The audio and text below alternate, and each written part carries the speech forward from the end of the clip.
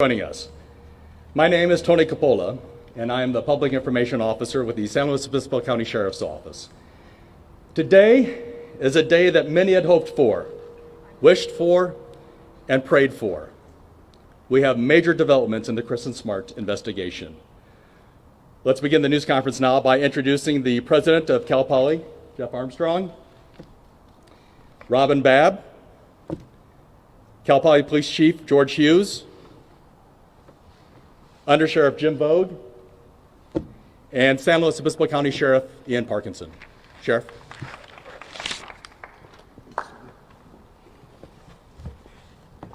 Good afternoon. The one person that was not introduced standing up front is Detective Clint Cole, who is our unsolved cold case detective, and I wanted to introduce him myself. I also have several members of my staff that are, excuse me, out in the audience. So, my name is Sheriff Ian Parkinson. I'm joined here obviously by the President of Cal Poly, Jeff Armstrong. I want to begin today, or we're beginning here today, because this is where it all began on the campus of Cal Poly University. On May 25th, 1996, this was the last place that Kristin Smart was seen alive. It has been 24, almost 25 years since Kristin went missing. 24 years without a resolution until today. I'm here this afternoon to announce the arrest of Paul Flores for the murder of Kristin Smart and the arrest of his father, Ruben Flores, as an accessory to the murder. I want to start just with a little timeline for those who may not follow this completely. So how did we get here? It's been a long process. Kristin Smart was a 19-year-old freshman Cal Poly student in May of 1996. She was last seen on May 25th of 1996 at approximately 2 a.m. near the intersection of Perimeter and Grand Avenue, which is right over my left shoulder, as she walked home from an off-campus party. Kristin was last seen with Paul Flores, also a 19-year-old freshman that walked her home from the party. Kristin never returned to her dorm room that night and has not been seen or heard from since that time. She was reported missing to the Cal Poly Police Department on May 28, 1996. Cal Poly Police handled the initial investigation into her disappearance with the assistance of investigators from the San Luis Obispo County District Attorney's Office. On June 26, 1996, about a month later, the San Luis Sheriff's Office assumed the lead investigation in the case. We have actively investigated the case since that time. We have received assistance from the FBI, California Department of Justice, numerous other law enforcement agencies throughout the state of California, and actually out of the state of California. I introduced Detective Cole for a reason. About 4 years ago, the Board of Supervisors, and I think the chair of the board, Lynn Compton, is here, granted a request that I had for a unsolved cold case detective. Many of our cold cases are actually assigned to our detectives in addition to their normal caseload, and Kristin's was one of those cases. Kristin's was one of the cases that I targeted for this position, and after granting that position, Detective Cole assumed that position and has been working on Kristin's case since then. Throughout our investigation, Paul Flores has remained a person of significant interest. There's been some discussion of what is a person of interest versus a suspect, and it's really a matter of terminology. When a crime occurs, everybody involved in that area could be a person of interest until they're ruled no longer of interest, either through alibi, through witness, through physical evidence. But Paul remained as a person of interest, and as the case progressed, became a suspect and the prime suspect in the case. So I became sheriff in 2011 and requested a complete review of all the physical evidence that had ever been taken in the missing person case. In late 2016, we discovered additional evidence that confirmed that Paul was the suspect in the disappearance. In 2019, We interviewed several witnesses that had not been previously interviewed, and I'll say some of that information came to light through the podcast that many of you are familiar with, that was produced and eventually led to our interviewing that witness. And with the knowledge of the discovered of new evidence, new witnesses, sheriff's detectives secured a court order authorizing the interception and monitoring of Paul Flores' cell phone and text messages. This is one of many things that have been done over the last 10 years. In February of 2020, detectives served search warrants at the home of Paul Flores, as well as his sister, mother, and father, all simultaneously last year. Physical evidence recovered during these searches led to the service of additional search warrant at Paul Flores' residence in April of last year. During the search warrant, detectives recovered evidence related to the murder of Kristin Smart. In March of this year, detectives served another search warrant in Arroyo Grande at the home of Ruben Flores, the father of Paul Flores. Additional evidence related to the Smart investigation was discovered at that time. So as a result of this evidence, a San Luis Obispo Superior Court judge signed 2 arrest warrants and 2 additional search warrants. At approximately 07:30 this morning, today, both were arrested simultaneously with a team down in San Pedro, California, and a team in Arroyo Grande, California, and they arrested Paul Flores and his father, Ruben. Paul was arrested for charge of murder with 0 bail, meaning he is unable to bail, and Ruben Flores was arrested as an accessory to murder with a bail of $250,000. We are still currently in the process of executing those search warrants. Could be there for the remainder of the day or even into tomorrow, depending on what they find. Now, I understand a lot of people want to know what we found in the detail, and that's kind of the question that people continuously ask us and ask me, is what exactly did you find and what exactly do they have that has led to this? Well, I can tell you, unfortunately, the search warrants were sealed, which means I cannot discuss what evidence was found, and probably more importantly is that we have a due process right now, and everybody here is allowed that due process right. That means it has to go to court. There has to be a trial of 12 people and decide his guilt or innocence. So discussing specific items of evidence is just not appropriate at this point. I will say this, and this is probably a question that I will answer at this point, that we have not recovered Kristin. We will continue to focus on finding her remains regardless of any court action. So we will continue the process of finding out where Kristin is. We know that's an important part or important issue with the family. When I took office, one of the first acts that I mentioned was re-examining, starting from the beginning. And I often tell people this, that law enforcement solves crimes really 2 ways, through witnesses and physical evidence. When we lack witnesses, we rely on physical evidence. You hear it in the news all the time about physical evidence that has linked somebody to a crime. Well, that's extremely important to solving a crime. In this case, we were dealing with a case that was, at my point of coming into office, about 14 years old, which makes it very difficult. Since that time, I believe there's a list somewhere, I can't see it, probably somewhere over here. Thank you. That is highlighting what I'm just about to tell you. Since I came into office in 2011, we've served over 41 search warrants on this case, done physical searches of 16 different locations, one of which was back on the back hill, you may remember a few years ago, a complete re-examination of every physical item seized, submission of 37 items of evidence from the early days of the case for modern DNA testing, recovery of 193 items of physical evidence, new physical evidence. We've conducted approximately 137 person-to-person interviews, and in addition completed over 500 additional police reports. I can tell you this file, the size of it is probably in the size, if you put it on a hard drive, it's in excess of 3 terabytes. It's that much involved in this case.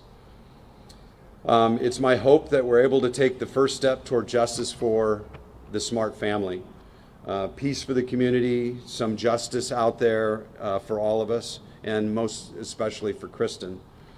I have spoken to the Smart family numerous times, including this morning, matter of fact, twice today. I think they're feeling a bit of relief, but as you can imagine, until we return Kristin to them, this is not over, and we have committed to them that we are not going to stop until Kristin has been recovered, no matter what the cost, no matter what the time. We're committed to that, and I know they believe in us. I know they believe that we will find Kristin. So this afternoon, we have turned the case over to the San Luis Obispo District Attorney's Office. The way the process works, the warrants that were signed by the Superior Court allowed for the arrest and booking of Paul and his father, Ruben. Now the case has been handed to the District Attorney for review and their announcement of further proceedings. I'd like to thank my investigators. There was certainly the investigator that I introduced, Detective Cole, but there was Detective Commander that's in the audience, a new Detective Commander, many people over the years that have worked on this case. I think the people that are representing here today, myself, the Chief of Cal Poly Police, weren't part of this investigation, weren't part of this agency that we are all in when this happened. And I think the cooperation that's taken place, I know President Armstrong has really opened the door for us to do and provide us anything that he possibly can, including having this press conference here in Cal Poly today. So I'd like to introduce President Armstrong to say a few words.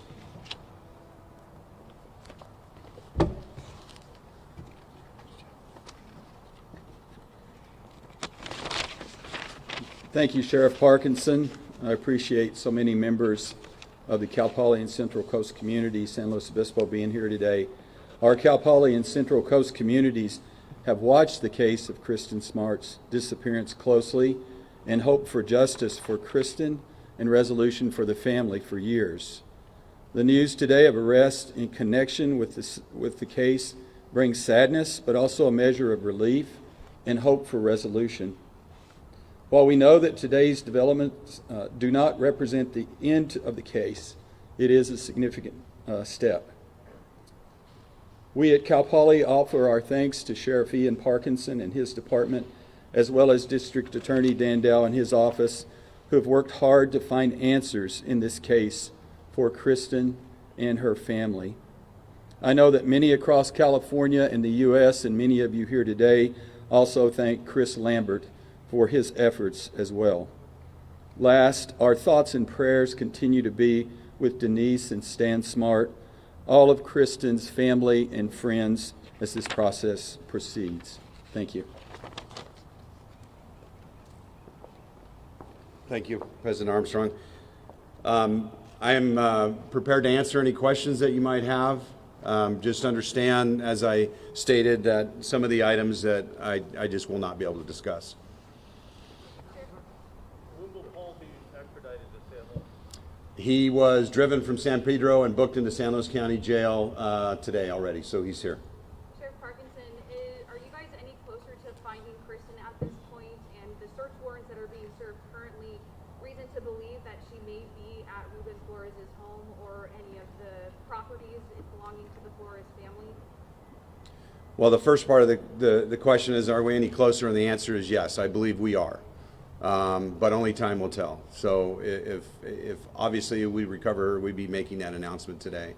In regards to the search warrants, you know, we're after all kinds of things, physical evidence again.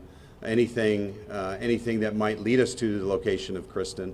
And as you know from the previous search, and as you reported from this search, we're out there with our ground penetrating radar again. So yes, it's safe to say we're checking everywhere possible. Sheriff Parkinson, when might we see either Ruben or Paul or both in court? I believe that Paul's arraignment will be on Thursday. It really depends on Ruben. Ruben has the ability to bail out. If he bails out, then he will not be there on Thursday. But if he is still in custody, he will too be in court on Thursday. Thursday at the latest, then? Is that Yes. Yes. Yes, sir. Well, as I've said before, and this case is probably the best illustration of it, is that it's not what you believe, it's what you can prove. So when people ask, why is this taking so long? Because the general public knows this much about the case, and the case is this big. And so as it progresses, and when I talk about that due process rights, we have a right, or we have a duty and obligation to protect people that are innocent as well as guilty. So we can't base arrest on what we might believe. It has to be based on physical evidence. Hey, Sheriff, you mentioned that you can't talk a lot about some of the evidence, but can you talk in general about the physical evidence? And was any of the physical evidence that it belonged to Kristin Smart, do you believe? And was any of that physical evidence found in one of the Flores' homes? Let me see if I can answer it this way. Forensic physical evidence was located, and yes, we believe it's linked to Kristin. And yes, we did find physical evidence at least 2 homes. And you also mentioned some information in the podcast. Can you expand on that a little bit? In regards to what Chris Lambert discovered? Yeah, that comes up every year. So since I've come into office, we have 2 anniversary dates that are really centered around Kristin, and that is her birth date, and that is the date she went missing. That's typically when interviews, people want to interview me or interview the department on Kristin's case. I've always said that those are really good things because it's getting that message out. I think what Chris did with his podcast was he took a local story that was generally locally and he expanded it to a national story, an international, actually, I'll say, because once that message got out, we started getting more information. Now, some of it is information that we already had and knew, but the value to it is that there's, as we see here, there's a lot of people that are students here that aren't from San Luis Obispo. And so when they graduate, a lot of them will leave back to their home area or on to pursue, other jobs. And so they're kind of dispersed all over the country. So as that message gets out to the nation, those people that used to live here during that time might remember something. And so that's always the value of that. And I think what Chris did with the podcast was truly put it out nationally to bring in new information. So it did produce some information that I believe was valuable. The podcast also talks about some alleged missteps early on in the investigation. Can you talk about that? Do you believe there were missteps early on? Do you think this arrest should have happened, back in 1996, 97? First to the missteps, yes. I think, there were certainly some missteps. Were there some things that were done really, really well? Yes, too. You can be an investigator and look at a case that was investigated 10 years ago, look at that case and say, well, I wish they would have done this, or I would have done this. So you can always look back and see things that could have been different. But there really is no hiding the fact that there were some mistakes made early on, and it made it much more difficult. That first 48 hours is pretty critical in a missing person or a homicide, and there was mistakes made that made that much harder. And I think that's why when I talk about it's what you can prove, it's not what you believe. I think there's a lot of people that that listen to Chris's podcast and kind of either relived it because they were around during that time or learned of the story, and then what they tended to focus on was, hey, why aren't we moving forward? And trying to really impress upon people that, you know, our duty has to be to prove it beyond a reasonable doubt. It's not just we believe this person did it and we're going to pull them off the street and deprive them of their freedom. Finally, you mentioned the search warrant on the phone and the text messages. Does that yield any incriminating information? Yes, as Denise Smart has said, it's a puzzle. And the puzzle is, we're assembling the puzzle. And imagine if you've ever built a puzzle, you've found missing pieces, how frustrating that is because you're looking for the one piece and you find out there's 3 pieces that somebody's taken out of the puzzle or not putting it back. Well, this is what it has been. It's been a puzzle, and it's a very slow process to find each of those little pieces, because at the end of the day, we got to see what that puzzle reveals. And so that was something Denise said early on to me, and I absolutely agree with it. That's the slow process of this, and finding a little bit each place. So when you ask, was there something of value? My answer would be yes. There was something of value in various locations that kept coming up and coming to light. Sheriff, could Paul be charged with anything else in addition to murder? I really think that's a question that the DA is going to have to answer. I mean, once we turn the case over to them, they're the ones that actually file the charges. We know that the 187 of the Penal Code, murder is applicable. Whether or not something else will be, I think that's to be determined by the DA. I mean, and without finding Kristin, without remains or a body, how confident are you that evidence, physical evidence alone, will hold up in court? Well, you know what? You never know. I mean, you can have eyewitnesses, and it doesn't hold up in court because of either the admissibility or believability of the witnesses. So we don't know that until we try it. I'm confident that we have enough of a case to prove beyond a reasonable doubt. Now, the second part of your question is without Kristin. Well, there's cases all over the nation, what they call no-body homicides. As a matter of fact, there's a case in point that was on 48 Hours up in Placer County where they prosecuted, were successful. It went through appeal, they won, and years later they actually recovered the female victim's body in that case. So it's done all the time. Well, I say it's done regularly is probably a better answer. So yes, I believe it can be done, and I think that the district attorney can be successful because I think there's enough evidence to support it. My last question is, this is such a high-profile case. I mean, you can see the crowd that this has garnered just for this press conference. Do you think that this is going to be a fair trial in San Luis Obispo County, or will it have to be tried elsewhere? So it's a good question, and I don't have an answer. Is there a chance that it's going to push for a change of venue? Yeah, absolutely. But that, again, is going to be a court function to determine. That's an item that will be placed in front of a judge to make that determination. Is the accessory charge against the father based on the belief that he helped get rid of Kristin's body? It's a belief that he participated. Did he participate in the murder? No. Yeah. Sheriff, does any of the evidence show that Kristin's remains are possibly after the previously searched location? Can't comment on that. I can't discuss that other than to say that every location. I think I mentioned that we searched 18 locations, and most of those involved digs. The most significant one being on the hillside behind us. But we're going to continue until we find her. What's the theory of the crime? How did it happen? What's your theory? That's something that is presented in court. I can't present a motive or a theory. That's what court is for. Sheriff, what about the mom? What about Susan? That was answered just a little bit ago. You might have missed it. Sheriff, so for the 2 men arrested, are they on suicide watch? If not, why? If not, why? Well, I can tell you this. Anybody that comes in on a high-profile crime, there's probably, I'd say, a dozen people right now in custody for murder.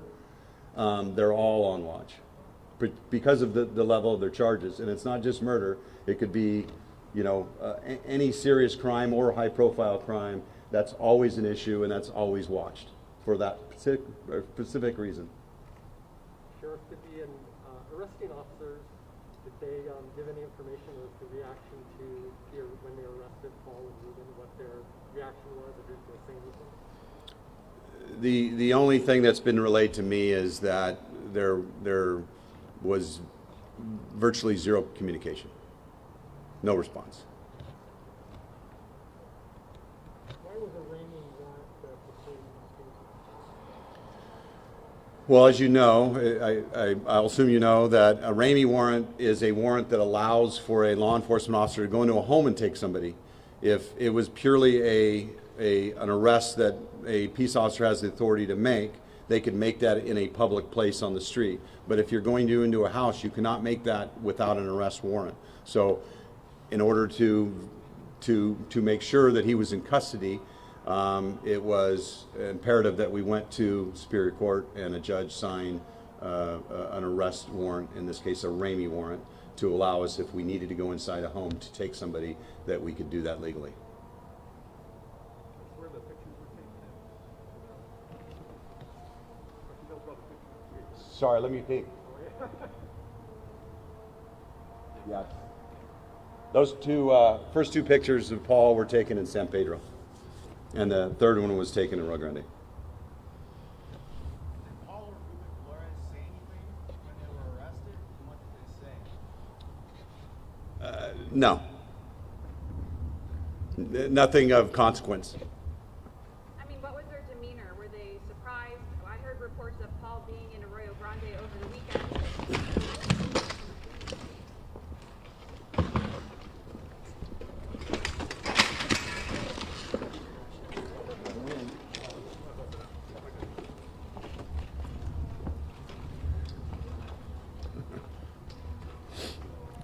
Well, at least it was at the end. Yeah. Okay, I had just a question. I'm sorry. About their demeanor when they were arrested. We heard that, Paul was here in Arroyo Grande or San Luis Obispo County over the weekend. What was the reason for waiting?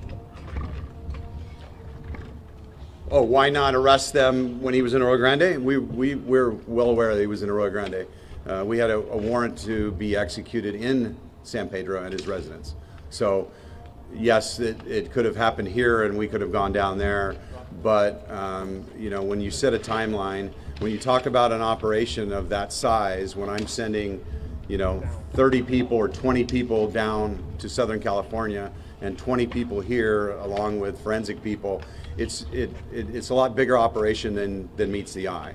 So either when you start planning that and figuring out what personnel you have, once you get to a timeline, it's just better to follow the timeline unless something really changes, and really that didn't change much.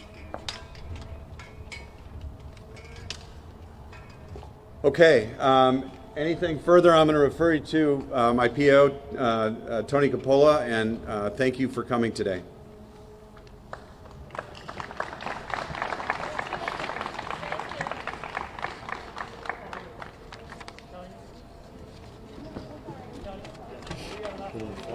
Did it?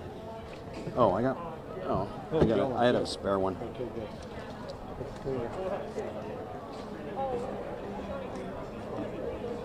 Yeah, they want to get some